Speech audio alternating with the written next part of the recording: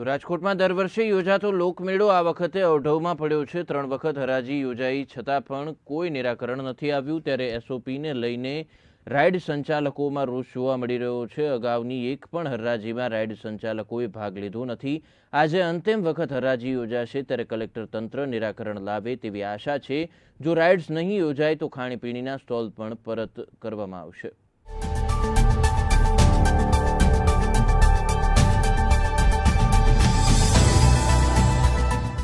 રાજકોટનો સૌથી લોકપ્રિય અને સૌરાષ્ટ્રનો સૌથી મોટો લોકમેળો છે તે હવે ગણતરીના દિવસો બાકી છે આ લોકમેળાને, પરંતુ રાજકોટના આ રેસકોર્સ ગ્રાઉન્ડમાં દર વર્ષે યોજાતો લોકમેળો છે આ લોકમેળાને લઈ હજુ સુધી ક્યાંક ને ક્યાંક અવઢવ એક સામે આવી છે ને જેને પગલે હજુ ગણતરીના દિવસો બાકી છે ત્યાં હજુ સુધી કોઈ કામગીરી કે કોઈ પણ કાર્યવાહી અહીં તૈયારીઓ છે તે શરૂ નથી થઈ। મહત્ત્વનું એ છે કે રાજકોટના ટીઆરપી ગેમ ઝોન અગ્નિકાંડની જે ઘટના બની આ ઘટના બાદથી કલેક્ટર તંત્ર દ્વારા કોઈ આવી ઘટના ના બને તે માટે રાજકોટનો સૌથી કહી શકાય કે સૌરાષ્ટ્રનો સૌથી મોટો લોકમેળો એવો લોકમેળાને લઈ અને જે એસઓપી કડક બનાવવામાં આવી અને આ કડક એસઓપીને લઈ ક્યાંક ને ક્યાંક જે મેળાની અંદર સ્ટોલ ધારકો હોય છે તે અને ખાસ કરીને જે વિવિધ પ્રકારની રાઇડ્સના ધારકો છે આ રાઇડ્સ ધારકોમાં એક કચવાટ છે તે જોવા મળી રહ્યો છે। મહત્ત્વનું છે કે આ રાઇડ્સ માટેના પ્લોટ અને કહી શકાય કે ખાણીપીણીના સ્ટોલ માટે છે તે અગાઉ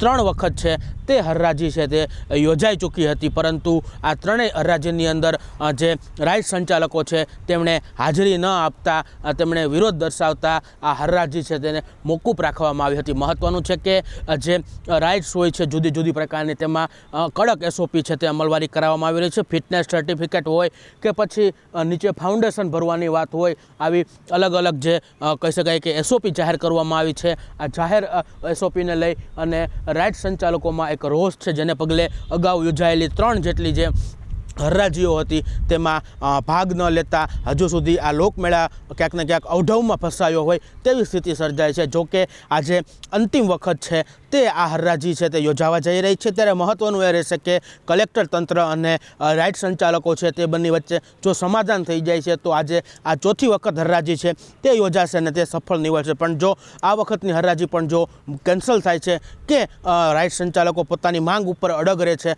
તો આ હરાજી રદ થતાં જે આઈસ્ક્રીમ અને ખાણીપીણીના સ્ટોલ ધારકો છે તેણે પણ નિર્ણય કર્યો છે કે આ મેળાની અંદર ભાગ તેઓ પણ નહીં લે, તેમની જે સ્ટોલ ફાળવવામાં આવ્યા છે તે પણ તંત્રને પરત કરી દેશે। એટલે ક્યાંક ને ક્યાંક જે કહી શકાય કે આ અગ્નિકાંડ બાદથી રાજકોટનો સૌરાષ્ટ્રનો સૌથી મોટો લોકમેળો છે તે આ વખતે ક્યાંક ને અધ્ધરતાલ બન્યો હોય, એક કહી શકાય કે એક ક્યાંક ને ક્યાંક ખાતાકીય ઓલામાં ફસાયેલો હોય તેવી સ્થિતિ છે તે હાલ જોવા મળી રહી છે। મહત્ત્વનું એ છે કે આજ બપોર બાદ જો યોજાનારી 4થી હરાજીમાં જો કહી શકાય કે જે રાઇડ સંચાલકો છે તે ભાગ નહીં લે તો આ વખતનો મેળો ક્યાંક ને ક્યાંક નીરસ રહે તેવી આશા પણ ક્યાંક ને આશંકા પણ છે તે હાલ સેવાઈ રહી છે।